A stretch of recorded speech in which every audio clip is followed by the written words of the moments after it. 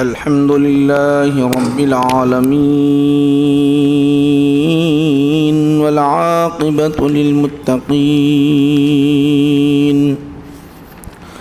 والصلاة والسلام على سيد الأنبياء والمرسلين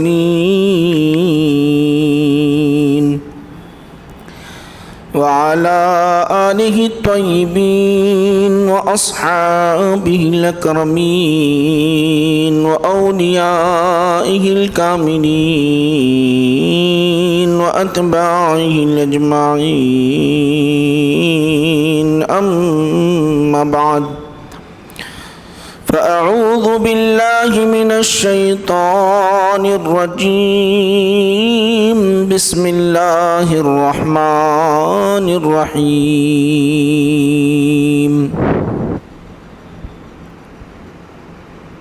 يا أيها الذين آمنوا إذا قمتم إلى الصلاة فاغسلوا وجوهكم وأيديكم إلى المرافق وامسحوا برؤوسكم وأرجلكم إلى الكعبين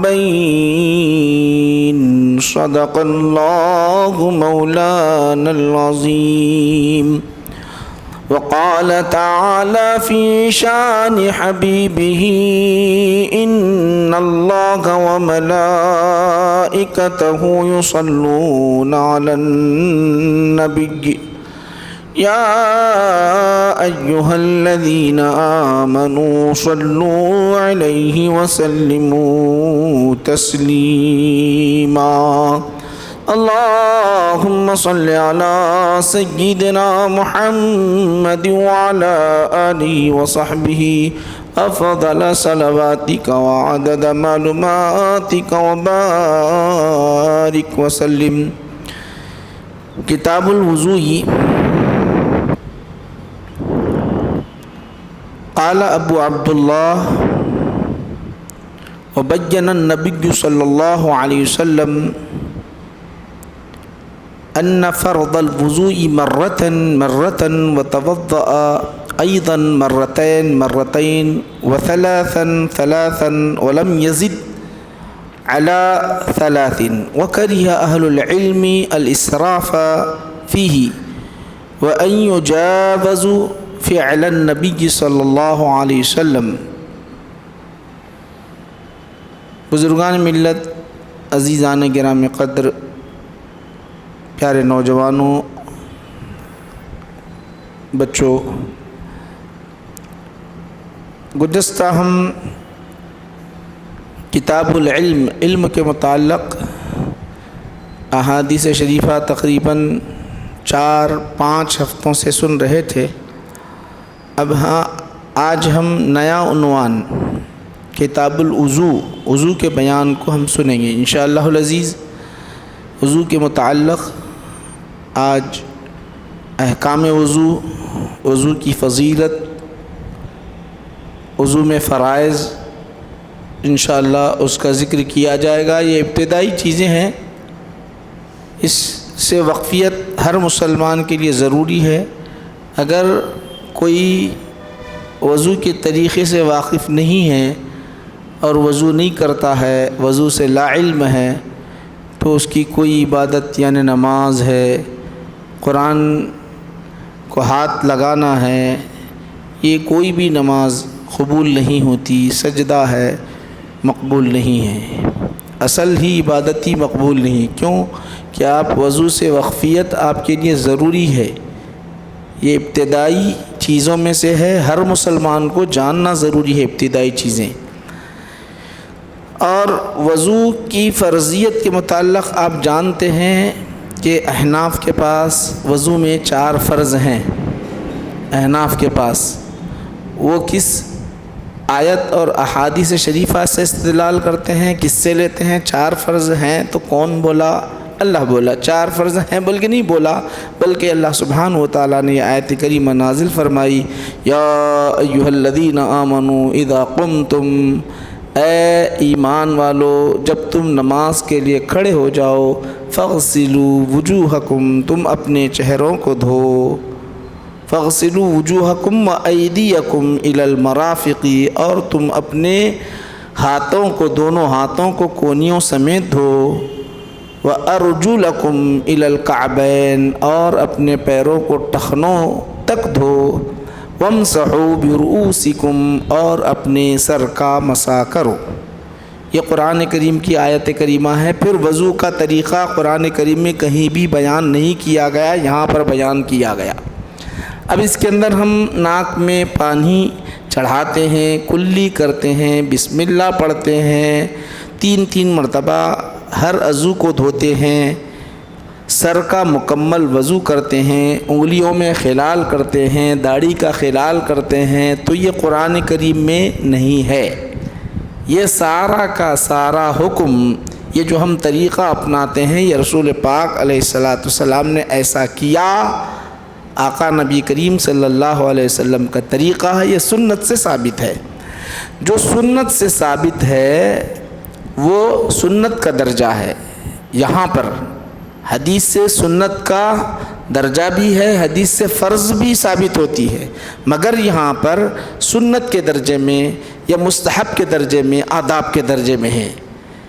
بسم اللہ کا پڑھنا، پے در پے کرنا، ہر عضو کو اطمینان کے ساتھ کرنا، ایک کے بعد دیگر کرتے رہنا، قبلے کی طرف رخ کرنا، یہ سنت اور مستحب اور آداب میں سے آتے ہیں۔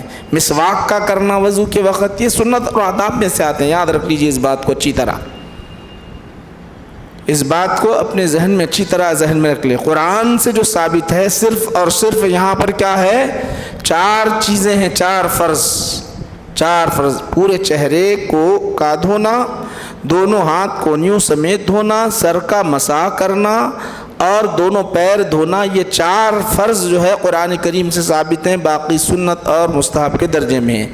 باقی دیگر ائمہ کے پاس اب اپنے ناک میں پانی چڑھاتے ہیں، کلی کرتے ہیں، یہ ہمارے پاس فرض نہیں ہے، دیگر ائمہ کے پاس فرض ہیں، دیگر ائمہ کے پاس کسی کے پاس سنت ہے، کسی کے پاس مستحب ہے۔ خیر ہم ادھر گئے بغیر ہم اس کو بتا رہے ہیں۔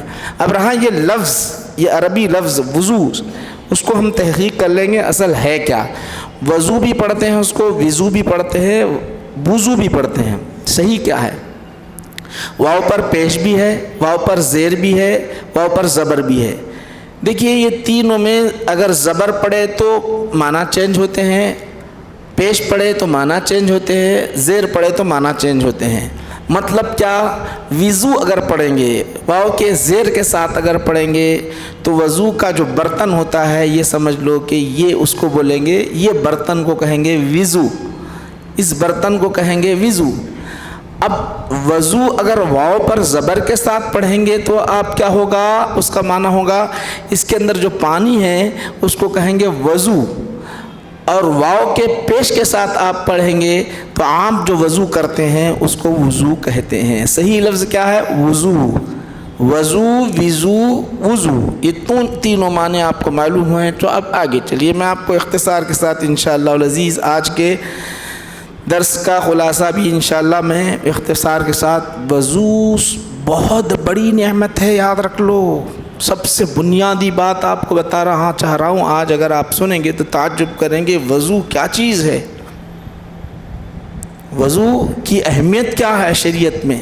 پچھلی امت کے لیے یہ نعمت نہیں ملی جو امت محمدیہ صلی اللہ علیہ وسلم کو مکمل طور پر جو آج ہم وضو کرتے ہیں وہ نعمت پچھلی امت کے لیے نہیں ہے۔ جس طرح ہم وضو کرتے ہیں ان کے لیے وہ حکم نہیں تھا، امت محمدیہ صلی اللہ علیہ وسلم کے لیے خاص کر یہ حکم ہے، امت محمدیہ صلی اللہ علیہ وسلم کے لیے، پچھلی امت کے لیے نہیں تھا،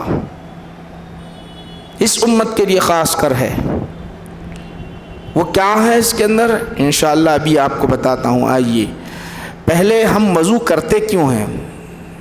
یہ وضو جو ہوتی ہے ایک چیز آپ کے لیے جائز نہیں اس کو جائز بنا دیتی ہے۔ وضو ایک چیز جائز نہیں ہے، آپ بولیں گے مولوی صاحب جائز نہیں ہے، وہ جائز بنا دیتی ہے، جائز نہیں ہے جائز بنا دیتی ہے، کیا معنی؟ آپ کو نماز پڑھنا جائز نہیں ہے جب تک آپ وضو نہیں کریں گے، یاد رکھ لیجئے۔ آپ بغیر وضو کے نماز پڑھے تو پڑھ سکتے ہیں؟ نہیں پڑھ سکتے۔ کب جائز ہوگی؟ وضو کریں گے تو آپ وضو کریں گے تو نماز آپ کے لیے جائز، ثواب کا باعث، مقبول، اللہ کے پاس محبوب۔ اگر آپ بغیر وضو کے نماز پڑھتے ہیں، آپ اگر بغیر وضو کے نماز پڑھتے ہیں، اللہ کے پاس نہ محبوب ہے نہ مقبول ہے، بلکہ گناہگار ہو جاتے ہیں۔ یہاں تک کہ جان بوجھ کر اگر کرتا ہے تو کفر لازم آتا ہے۔ جان بوجھ کر اگر بے وضو پڑھتا ہے، آپ کو معلوم ہے کہ میں بے وضو ہوں، اور اس کے باوجود آپ بے وضو نماز پڑھ رہے ہیں، احکام شریعت سے واقف رہ کر گویا آپ بے وضو نماز پڑھ رہے ہیں، تو اللہ کے ایک آیت کا انکار کرنا لازم آتا ہے۔ اللہ نے جو فرض کر دیا اس کا انکار کر رہے ہیں، جو ایک آیت جو انکار کر دیا تو کافر بن جاتا ہے، یاد رکھ لیجئے۔ جان بوجھ کر ایسا اگر کرتا ہے، انسان سے بھول ہوتی ہے، غلطی ہوتی ہے، یاد نہیں، وہ الگ باتیں ہیں، یاد رکھ لیجئے، وہ الگ باتیں ہیں۔ تو اب یہاں جو آپ کے لیے جائز نہیں ہے وہ جائز کیسے بن رہی ہے؟ قرآن کو ہاتھ لگانا جائز نہیں ہے، وضو کرتے جائز ہو گیا۔ نماز پڑھنا بغیر وضو کے جائز نہیں، وضو کرتے آپ کے لیے نماز جائز ہو گئی۔ سجدہ کرنا، سجدے تلاوت آپ کے لیے جائز نہیں ہے جب تک آپ جو ہے وضو نہیں کریں گے۔ نماز جنازہ آپ کے لیے جائز نہیں ہے جب تک آپ وضو نہیں کریں گے، جائز نہیں ہے۔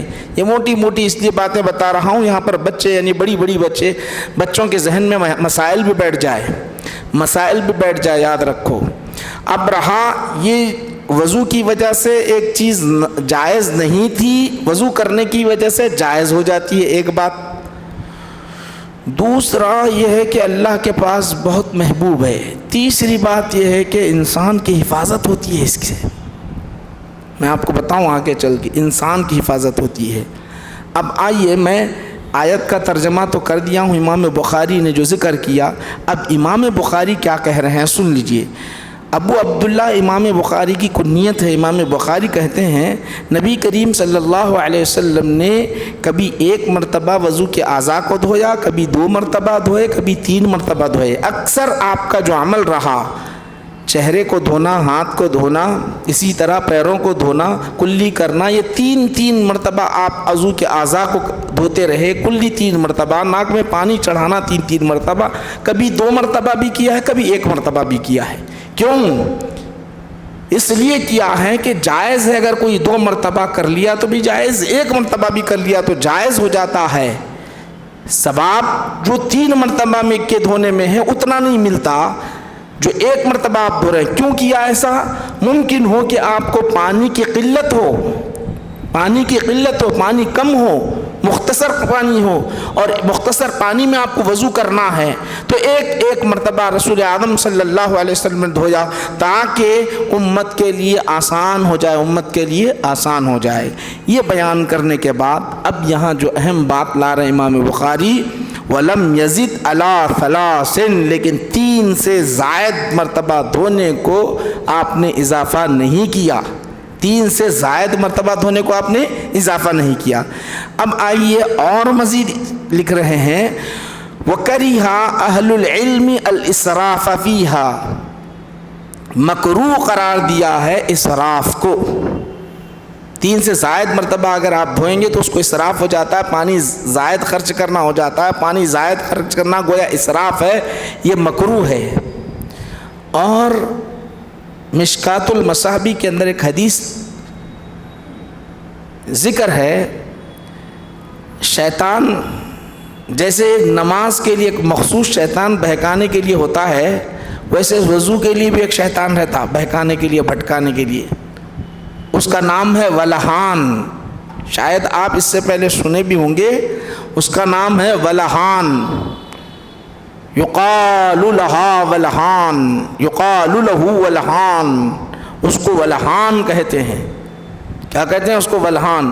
نماز میں اپن کھڑے ہوتے ہیں، جیسے ہی اقامت ہوتی بھاگ جاتا، اذان ہوتی بھاگ جاتا، جیسے ہی نماز میں کھڑے ہوئے کہ آتے ہی فوراً اپنے کو بہکاتے رہتا، ادھر ادھر لے جاتا، یہاں تک کہ اپنے کو رکعتیں بھی پتہ نہیں چلتی کہ کتنی عام میں نے نماز پڑھی ہے، 3 پڑھی ہے، 4 پڑھی ہے، 2 پڑھی ہے، اندازہ نہیں، اتنا بہکاتا، اتنا بھٹکا دیتا ہے۔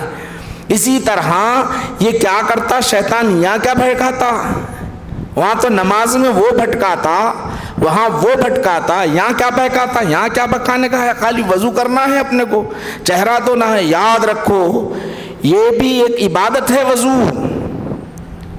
وہ عبادت مقصودہ ہے، یہ عبادت غیر مقصودہ ہے۔ نماز عبادت مقصودہ ہے، یہ بھی عبادت غیر مقصودہ ہے۔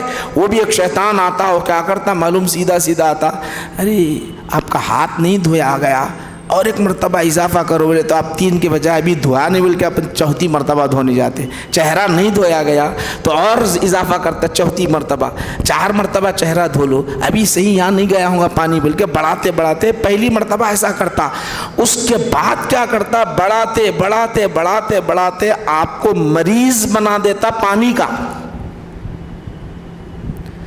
آپ اتنا پانی بہا دیتے ہیں، 10 مرتبہ پانی بہانے کے بعد بھی آپ کو اطمینان ہوتا ہی نہیں کہ میں پاک ہوا۔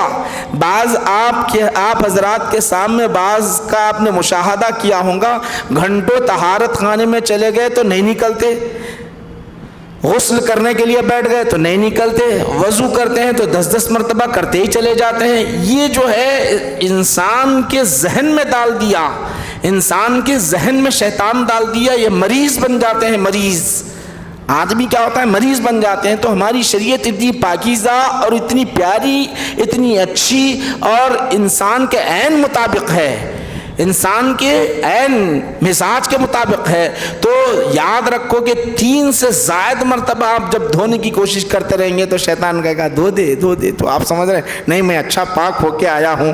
تو یہ اسراف مکروہ کہا گیا، مکروہ ہے، تنزیہ ہے۔ اس طرح آپ جو ہے 4تھی مرتبہ اور 5ویں مرتبہ دھوتے ہیں، ادھر ذہن جاتا ہے تو سمجھ لو کہ مکروہ ہے، شیطان اپنے ساتھ چل رہا ہے اور اپنے کو بہکا رہا ہے۔ کہیں ایسا نہ ہو کہ اس کا مریض نہ بنا دے۔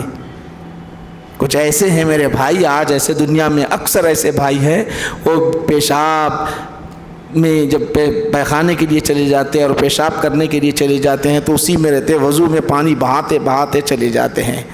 اب آئیے اور مزید آپ کو میں بتلاتا چلا جاؤں کہ وضو کی کیا فوائد ہیں، وضو کی اہمیت کیا ہے۔ اور یاد رکھو کہ وضو اتنی بڑی نعمت ہے، اتنی بڑی نعمت ہے، وہ نعمت اگر آج آپ سنیں گے تو یقیناً آپ کا دل باغ ہو جائے گا۔ آپ کہیں گے کہ ہماری شریعت کے اندر ایسے بھی قوانین ہیں، ایسے بھی دستور ہے، ایسے بھی اصول ہیں جس کی وجہ سے رب کی قربت ہمیں نصیب ہوتی ہے۔ آئیے آپ لا تقبل الصلاۃ بغیر طہور، باپ باندھے یہاں پہ عنوان قائم کرے۔ عنوان کیا قائم کیے؟ نماز قبول نہیں ہوتی بغیر وضو کے، بغیر طہارت کے آپ کی نماز قبول ہی نہیں ہوتی۔ یہ باپ باندھے۔ باپ باندھنے کے بعد جو امام بخاری سند کے بعد لائے ہیں اس میں سے قال رسول اللہ صلی اللہ علیہ وسلم لا تقبل الصلاة من احدث حتى يتوضأ قال رجل من حضرموت ما الحدث یا ابا ہریرہ قال فصاء او زرات۔ پھر اس کے آگے روایت سمعت رسول اللہ صلی اللہ علیہ وسلم یقول ان امتی یدعون یوم القیامہ غرا محجلین من آثار الوضوء فمن استطاع منکم ان یطیل غرته فلیفعل۔ دیکھیے یہ ہے، یہ دوسری حدیث، دوسری عبارت میں پڑھا ہوں، یہ وضو کی فضیلت بیان کی جا رہی ہے۔ وضو کی فضیلت محشر میں آپ ذرا اندازہ کر لو کہ اللہ کے بندے کہاں سے شمار ہوتے؟ اللہ کے بندے انسانوں میں حضرت آدم علیہ السلام سے چلتے نہیں، اب قیامت تک جتنے بھی آئیں گے وہ اللہ کے بندے ہیں۔ وہ انسان مخلوق تو بہت ہے، فرشتے ہیں، جن ہیں، حیوانات ہیں، جمادات ہیں، نباتات ہیں، سب ہیں۔ بندوں کے اندر حضرت آدم علیہ السلام سے لے کر عیسیٰ علیہ السلام تک پھر نبی کریم صلی اللہ علیہ وسلم کی امت ہے، تو سب کو حساب و کتاب دینا ہے سب۔ اب وہاں سارے ہوں گے حضرت آدم علیہ السلام سے لے کے کتنے 1,24,000 انبیاء علیہ السلام ہیں، ان کی امتیں کتنی ہوں گی اندازہ کر سکتے آپ؟ 1,24,000 خالی نبی ہوں گے، 1,24,000 نبی ہوں گے تو ان کی امت کتنی ہوگی ذرا اندازہ کر لو، اندازہ کر لو۔ تو صحابہ بھی ایک بات چھیڑ دی ہے، یا رسول اللہ صلی اللہ علیہ وسلم 1,24,000 انبیاء ہوں گے، کروڑ ان کے امتی ہوں گے، جنتی ہوں گے یا جہنمی ہوں گے اپنی جگہ ہو، لیکن بات یہ ہے کہ آپ کی امت کو محشر میں آپ کیسا پہچانیں گے یا رسول اللہ؟ ان کے لیے ہے نشانی کیا؟ شملہ پہن کے جانا یا ٹوپی پہن کے جانا، یا ان کے لیے کوئی لباس ہوگا جس کی وجہ سے آپ اپنی امت کو پہچان لیں گے؟ یا ان کے ماتھے پہ لکھا ہوا ہوگا امت محمدیہ صلی اللہ علیہ وسلم لکھا ہوا ہوگا؟ صحابہ کو یہ تشویش ہوئی، آخر پہچانیں گے کیسے؟ امت محمدیہ تو سب میں زیادہ ہوگی، سب سے زیادہ امت محمدیہ ہوگی جنت میں جانے والی، تو اب اتنی امت یہ جانے والی جنت میں ہے تو آپ پہچانیں گے کیسے یا رسول اللہ صلی اللہ علیہ وسلم؟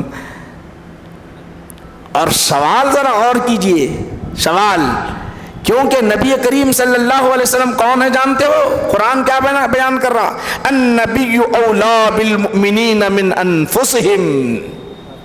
سوال ذرا غور کرو، نبی وہ ہے، اللہ تعالیٰ فرماتا ہے النبی اولا بالمؤمنین من انفسہم، مومنوں کے جانوں سے زیادہ قریب ہے نبی تمہارے۔ نبی کی شان بیان کیا تو کیا کہا؟ تم اپنی جان کو اتنا نہیں پہچانتے، اپنے آپ کو نہیں پہچانتے، بلکہ تمہارے نبی، اللہ کہتا ہے کہ تمہارے نبی تمہارے جانوں سے زیادہ قریب ہیں، اولا قریب ہے، ہماری جانوں سے، ہمارے نفسوں سے زیادہ قریب ہیں۔ تو یہ سوال چھیڑ دیا، صحابہ نے چھیڑ دیا۔ کیسے چھیڑ دیا جانتے ہو؟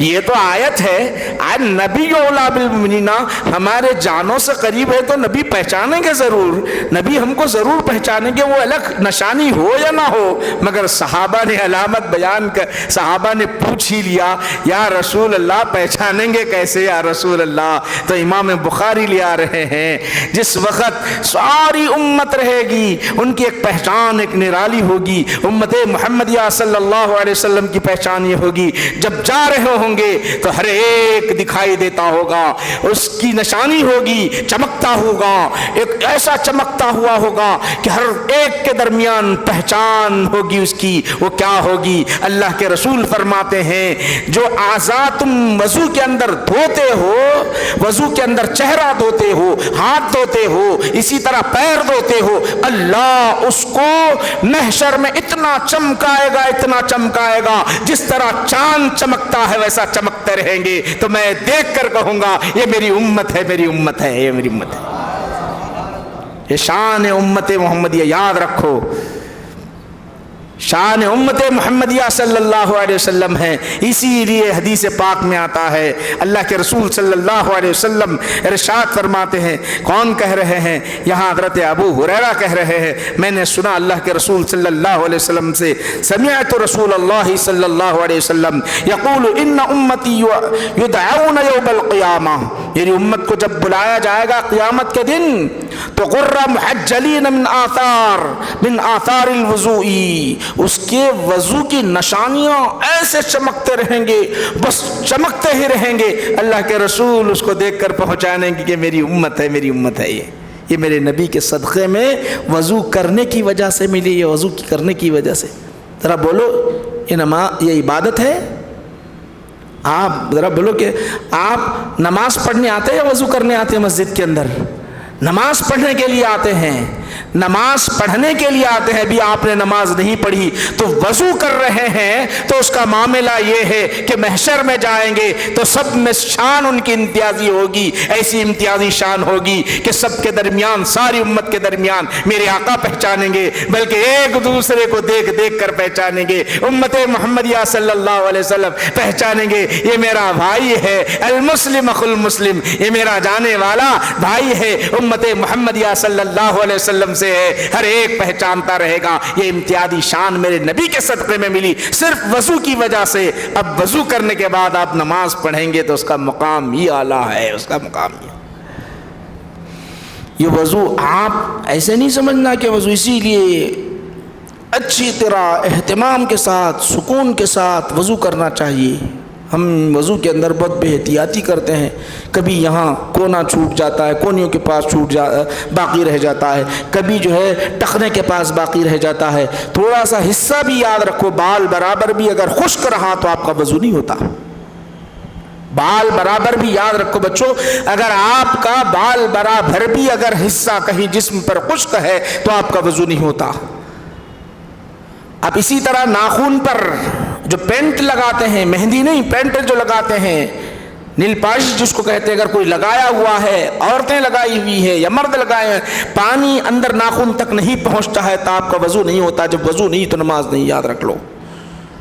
وضو بہت بڑی نعمت ہے۔ اسی طرح بعض بچے ایسی چیزیں کھاتے ہیں اگر وہ جسم پر چپک جائے، چپک جائے، جس طرح چاکلیٹ کی طرح ہوتے ہیں، چباتے ہیں، وہ چبانے کے بعد جسم پر لگ گیا، سمجھ لو لگ جانے کے بعد اگر جسم پر لگا ہوا ہے، پانی وہاں تک نہیں پہنچتا تو یاد رکھو کہ آپ کا وضو نہیں ہوتا۔ بعض حضرات میرے بھائی پینٹ کرتے ہیں، پینٹ کرنے کے بعد اگر وہ ایسا پینٹ ہے، کلر ہے تو کوئی بات نہیں ہے، مگر پینٹ لگتا ہے، پینٹ اگر لگ گیا اور پانی آپ کا اندر تک نہیں پہنچتا ہے تو آپ کا وضو نہیں ہوتا۔ یاد رکھ لیں، وضو کامل ہونا شرط ہے۔ ابھی آئیے میں آپ کو اہم بات بتا دوں، وضو کہتے کیا ہو؟ ابھی تو میں آپ کو ابتدا میں خالی یہی بات بتایا ہوں۔ وضو بہت بڑی نعمت ہے، بہت بڑی نعمت ہے۔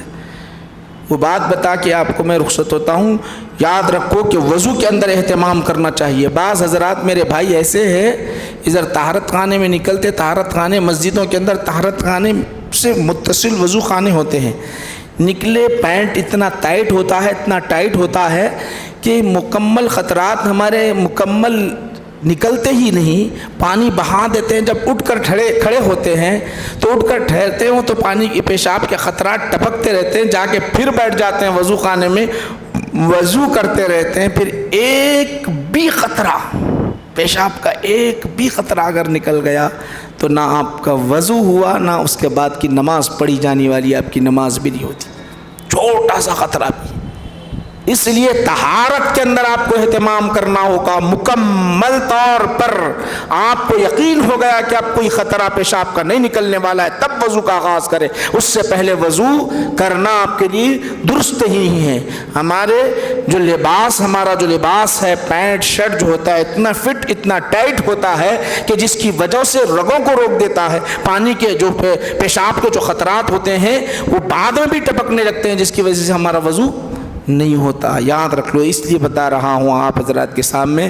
وضو کے اور مزید احکام آئیں گے تو انشاءاللہ آئندہ ہم پڑھتے ہوئے آگے ذکر کریں گے۔ اب آئیے، نبی کریم صلی اللہ علیہ وسلم نے کیا فرمایا معلوم؟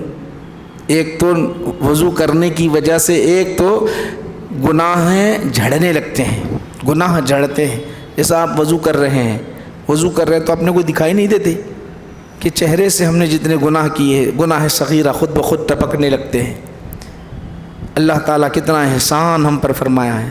ہاتھ دھو رہے ہیں تو یہ ہاتھ کی انگلیوں کے ناخنوں سے گناہ جھڑنے لگتے ہیں، دکھائی نہیں دیتا۔ ہم نے جو کوئی خطا کی ہے، غلطی کی ہے، تو اللہ کہتا ہے اے وضو کے خطرات کے ساتھ ظاہری جسم بھی پاک ہوتا ہے اور باطن کے اندر کا جو باطن اندر میل جو گناہوں کے ذریعے ہمارا پر چڑھا ہوا ہے، وہ وضو کی وجہ سے وہ جھڑنے لگتے ہیں۔ پیر سے اگر کوئی قدم ہمارے غلط کام کی طرف اٹھے ہوئے تھے، غلط کام کی طرف ہم جا رہے تھے، جو گناہ پیروں نے کیا، ہاتھ جس کے ذریعے سے ہم کسی غلط کام کے لیے ہاتھ استعمال کیا، اسی طرح ہمارا چہرہ غلط کام کے لیے استعمال ہوا، تو جتنے چہرے کے گناہ ہیں، جتنے ہاتھ کے گناہ ہیں، جتنے پیر کے گناہ ہیں، وضو کرتا ہے تو اللہ کہتا ہے کہ بندے میں تجھے وضو کا طریقہ تو دے دیا ہوں، وضو کے ساتھ ساتھ تیرے گناہوں کو جھاڑ دیتا ہوں۔ گناہ جھڑنے لگتے ہیں، نیکیاں بڑھنے لگتے ہیں، درجات بلند ہونے لگتے ہیں۔ وضو میرے بھائیوں، وضو کرنا یہ معمولی چیز نہیں ہے۔ اب اور آپ کو بتانا چاہتا ہوں، یہ تو ظاہری بات ہے، ایک تو محشر میں ہم کو نبی کریم صلی اللہ علیہ وسلم ہم کو پہچانیں گے، دوسری بات یہ ہے کہ نماز ہمارے لیے جائز بن جاتی ہے جو بغیر وضو کے جائز نہیں تھی، تیسری بات ہمارے گناہ جھڑنے لگتے ہیں، اور چوتھی بات آپ کو بتا کے اپنی بات کو ختم کرتا ہوں۔ آقا نبی کریم صلی اللہ علیہ وسلم نے ارشاد فرمایا، ایک بہت بڑے عالم گزرے ہیں، بہت بڑے عالم، ان کی کتاب نور الانوار کتاب پڑھائی جاتی ہے مدارس کے اندر، عربی مدارس کے اندر پڑھائی جاتی ہے۔ یہ اس دور کی بات آپ کو مثال سے اگر سمجھاؤں، واقعات سے سمجھاؤں تو آپ بات کو سمجھ میں آ جائے گی، ورنہ نہیں تو آسانی سے سلاح المومن بولے تو آپ کے ذہن میں نہیں بیٹھے گی۔ آپ کو بتانا چاہتا ہوں، وہ دور کو اپنے ذہن میں لے آؤ۔ ملا جیون علیہ الرحمٰ اس وقت کے بہت بڑے عالم تھے۔ یہ کب کا زمانہ ہے؟ یہ زمانہ ہے شاہ جہاں کے زمانے کی بات ہے، شاہ جہاں کے دور کی بات ہے، شاہ جہاں کے دور کی بات ہے۔ شاہ جہاں نے کیا کیا؟ شاہ جہاں نے اس زمانے کے جتنے مفتیان کرام ہیں سب سے فتویٰ طلب کیا، ساروں سے فتویٰ طلب کیا۔ کس بارے میں فتویٰ طلب کیا جانتے ہو؟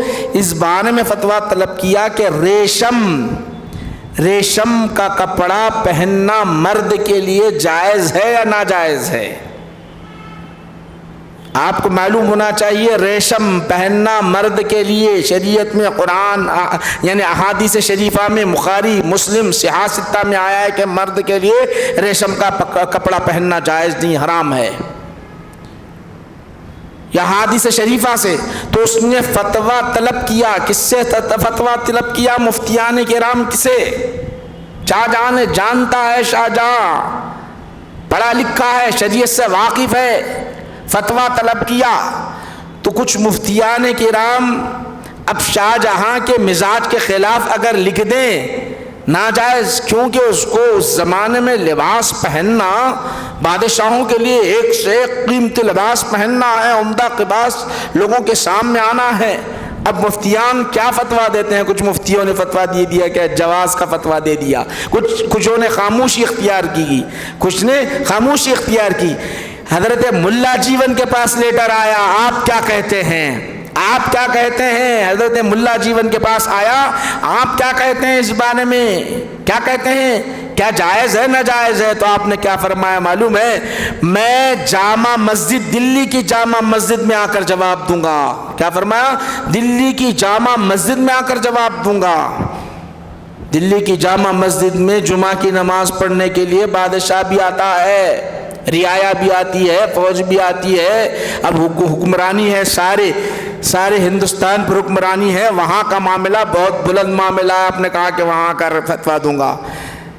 اگر میں اسی طرح اگر فتویٰ دے دوں تو کاغذ نکال کر پھینک دیا جائے گا، مجھے قید خانے میں ڈال دیا جائے گا، پتہ ہی نہیں چلے گا، مسئلہ معلوم ہی نہیں ہوگا، مسئلے کا پتہ ہی نہیں چلے گا۔ میں وہاں پر آ کے جواب دیتا ہوں۔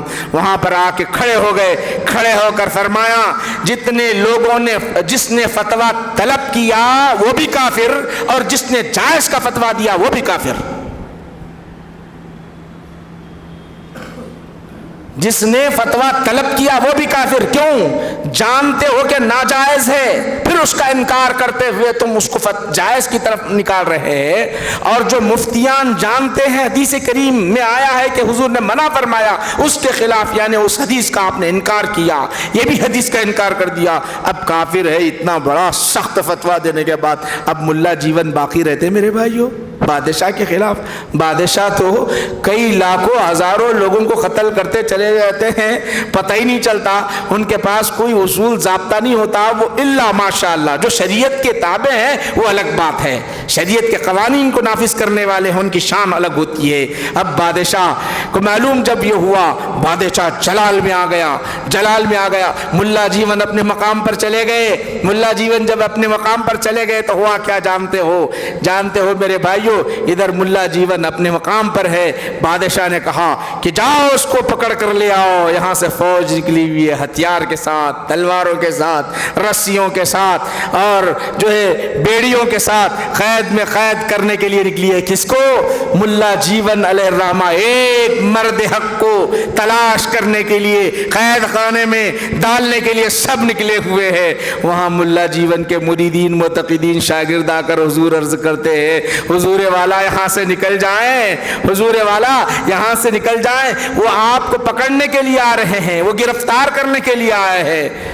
تو آپ نے فرمایا کوئی بات نہیں, جو ہوگا دیکھا جائے گا. شاگردوں نے کہا کہ ان کے پاس ہتھیار سب کچھ ان کے ساتھ ہے. تو آپ نے کہا کہ میرے پاس بھی ہتھیار ہے. آپ نے کہا کہ میرے پاس بھی ہتھیار ہے, میرے پاس بھی ہتھیار ہے. شاگردوں نے کہا کہ حضرت آپ کے پاس چھوٹی سی چھری نہیں ہے, بلیڈ نہیں ہے, کون سا ہتھیار ہے, کون سی تلوار ہے, کون سی بندوق ہے, کوئی ہتھیار دکھائی نہیں دیتا. ارے تم کیا کہتے ہو, تم ظاہری ہتھیار کی بات کرتے ہو. میرے آقا نے فرمایا ہے الوضو سلاح المومن, وضو مومنوں کا ہتھیار ہے. اب میں وضو کر کے کھڑا ہوا ہوں, دیکھے وہ اپنے ہتھیار, ان کا ہتھیار ظاہری ہتھیار غالب آتا ہے, یہ میرا ہتھیار غالب ہے.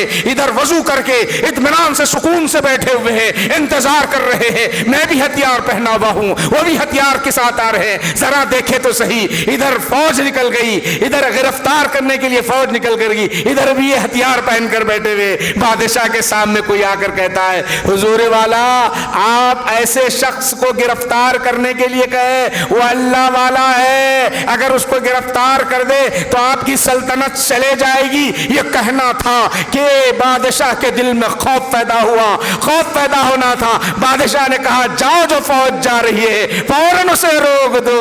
تو دیکھیے یہ ہتھیار پہن کے نکلے ہوئے تھے, وہ ہتھیار اپنا زیب تن ہے. کون سا؟ میرے نبی نے فرمایا الوضو سلاح المومن, وضو مومن کا ہتھیار ہے, وہ پہن کے ہے. تو کون سا ہتھیار غالب آیا؟ میرے آقا کا ہتھیار غالب آیا. میرے آقا نے فرمایا میں وضو کے ساتھ ہوں. حضور نے فرمایا, وہ آپ فرماتے ہیں جو وضو کے ساتھ ہوگا وہ ہتھیار کے ساتھ ہے. تو یہ بڑے ہتھیار کے ساتھ تھے.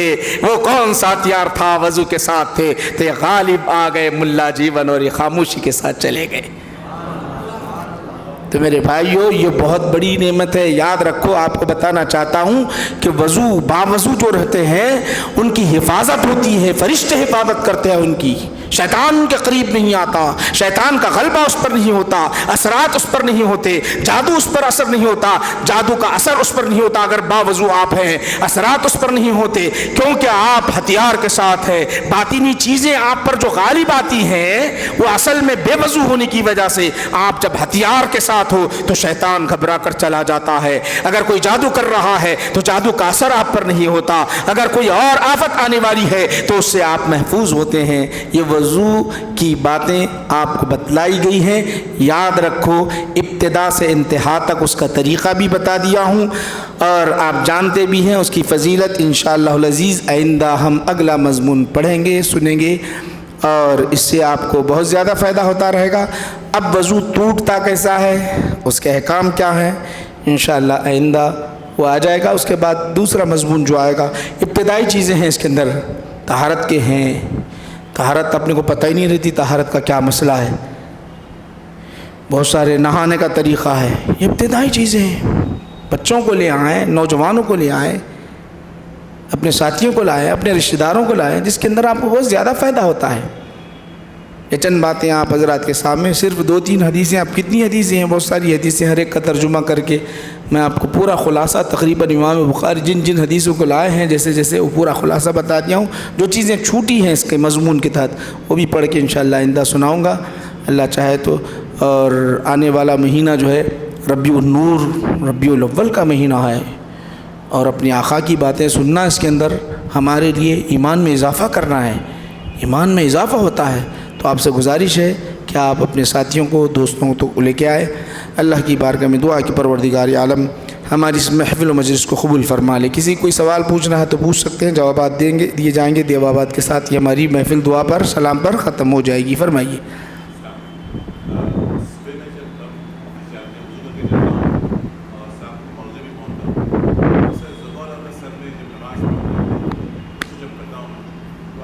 چار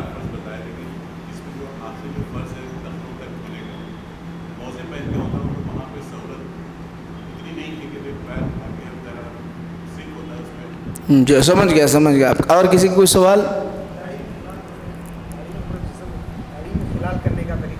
اچھا آپ کا؟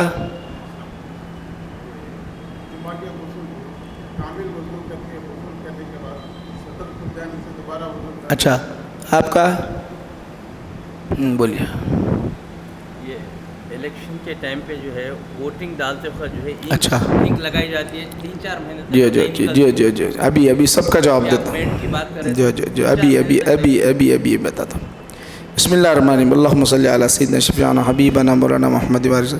میرے بھائی نے ابھی سوال کیا کہ میں صبح میں وضو کر کے نکلتا ہوں تو ظہر کی نماز عصر کی نماز کا جو مسئلہ ہے وہاں جو ہے وضو خانہ ہے لیکن اس طرح سے ہے کہ جو اوپر ہاتھ دھو سکتے ہیں, چہرہ دھو سکتے ہیں, اور پیر دھونے کا جو مسئلہ آتا ہے تو اب وہاں پر مشکل ہو جاتا ہے. یاد رکھیے ہر صورت میں آپ کو موزے نکال کر آپ کو پیر دھونا پڑے گا. یا تو آپ وہاں گلاس کا استعمال کر لے یا لوٹے کا استعمال کر لے, ورنہ آپ کا وضو نہیں ہوگا, کیونکہ قرآن سے ثابت ہے 4 فرائض کی.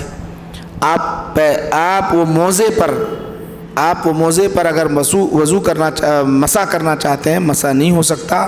ہاں وہ جوربین آگے آئیں گا, خفین اس کی بحث الگ آئے گی. چمڑے کے ہوتے ہیں جو پیروں کی حفاظت کے لیے سرما کے زمانے میں سفر میں جو یا مقیم حالت میں وہ پہنے جاتے ہیں, تو اس پر اگر مسح کرے تو جائز ہے. ہمارے ہندوستان میں بالخصوص وہ چمڑے کے ویسے موزے پہنے ہی نہیں جاتے پیروں کی حفاظت کے لیے. یہ عرب میں زیادہ شدت کی سردی ہوتی ہے, جس علاقوں میں جیسے کشمیر میں یا لندن کے اندر یا امریکہ کے اندر شدت کی سردی ہوتی ہے تو وہاں وہ موزے پہنے جاتے ہیں. وہ موزوں پر اس طرح مسح کرنا جائز ہے, اس کو خفین کہتے ہیں. ورنہ آپ کو کسی صورت میں آپ کو پیروں سے موزے نکالنا ہوگا. یہ جو پتلے موزے ہوتے ہیں نکال کے آپ کو دھونا ہوگا. دوسری بات, آپ کا سوال یہ ہے کہ الیکشن کے موقع پر جو انک لگائی جاتی ہے انک جو لگائی جاتی ہے اگر وہ جلد والی رہتی ہے, ایسا جلد سے والی رہتی تو ایسا کرنے سے نکل جاتی. وہ جیسے ناخن پر لگاتے ہیں, اس کا پینٹ جو لگاتے ہیں ناخن پہ, ایسا کرنے سے نکل جاتی ہے. یہ نہیں نکلتی ہے, یہ کلر ہے. یہ کیا ہے؟ کلر ہے. جیسا مہندی کا جو کلر ہے نا, یہ کلر ہے. تو آپ کا وضو ہو جاتا ہے. یہ جلد والی نہیں ہوتی, یاد رنگ خالی آپ کے جسم کے اندر رنگ چھوڑتا ہے, یہ جلد والی نہیں ہوتی. آپ کا وضو ہو جاتا ہے. آپ کا جو سوال تھا, پھر آپ کا جو سوال ہے کہ ہاں آپ کہتے یہ ہیں کہ وضو کرنے کے بعد لنگی تھی نکل گئی, غسل کرنے کے بعد ننگے ہوئے تو کیا وضو ٹوٹ جاتا ہے؟ آپ کا سطر ظاہر ہونے سے وضو نہیں ٹوٹتا, یاد رکھ لے. اب آپ کا سوال یہ ہے کہ یہ جو ہے داڑھی جو ہوتی ہے گھنی داڑھی, اب ہماری داڑھی کو گھنی داڑھی نہیں بولیں گے, گھنی داڑھی ہوتی ہے, وہ پانی پہنچنا ذرا دشوار. یہ اب ہمارے کو پانی پہنچ جاتا خود بخود, ان کا ذرا دشوار ہوتا. تو خلال کرنا, کیسے خلال؟ ایسا خلال کرو یا ایسے خلال کرو. آپ ایسے کرو یا ایسے خلال کرو, اس طریقے سے پانی پہنچنا مقصود ہے. خلال کا مطلب انگلیوں کو اندر داخل کرنا. آپ ایسے داخل کریں یا ایسے داخل کریں, خلال یہ. اور یہ انگلیوں کو جیسا جو ہے وضو کے اندر خلال, وضو کے اندر انگلیوں میں بھی خلال کرنا ہوتا ہے, پیروں کی انگلی میں. آپ ایسا خلال کر لیں, یہ اس طریقے سے یہ خلال کر لیں. اور پیروں کے لیے یہ جو انگلی ہوتی ہے سیدھے پیر سے, یہ سیدھا پیر سمجھ لیجئے, یہاں سے ایسا کرنا ہے. آپ کو ادھر سے شروع کر کے ایسا کرنا ہے, یا نہیں تو پھر آپ ایسا کرنے میں آپ کو بہت وقت ہو جا رہا ہے, تو ایسا بھی آپ خلال کر سکتے ہیں. بہرحال انگلیوں کے ذریعے سے آپ کو خلال کرنا ہے. یہ چاروں کے جوابات ہو گئے. اور کسی کوئی سوال ہے؟ ہاں اچھا ابھی سمجھ گیا.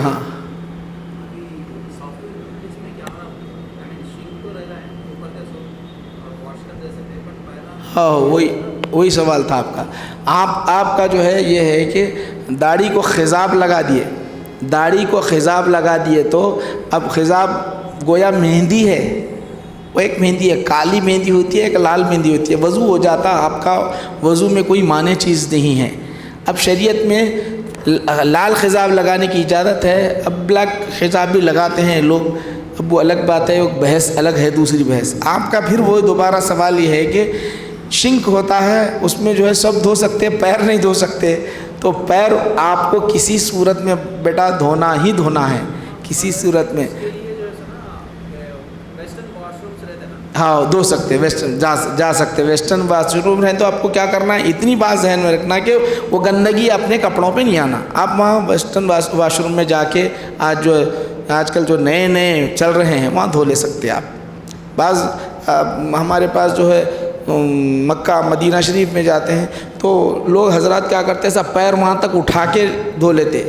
اب عمر ہونے سے ہر کوئی پیر نہیں اٹھا سکتا، مشکل ہو جاتی ہے، وہ جو شنک لگا ہوا ہوتا وہاں تک نہیں لے جا سکتے، تو آپ ایک گلاس میں لے لو، یا پھر آج کل جو بیت الخلاء میں جو آتے ہیں نا، وہ پائپ کے ساتھ پانی پریشر کے ساتھ مارنے کے جو آتے ہیں، اس سے آپ پیر دھو سکتے ہیں۔ بہرحال یہ تھی۔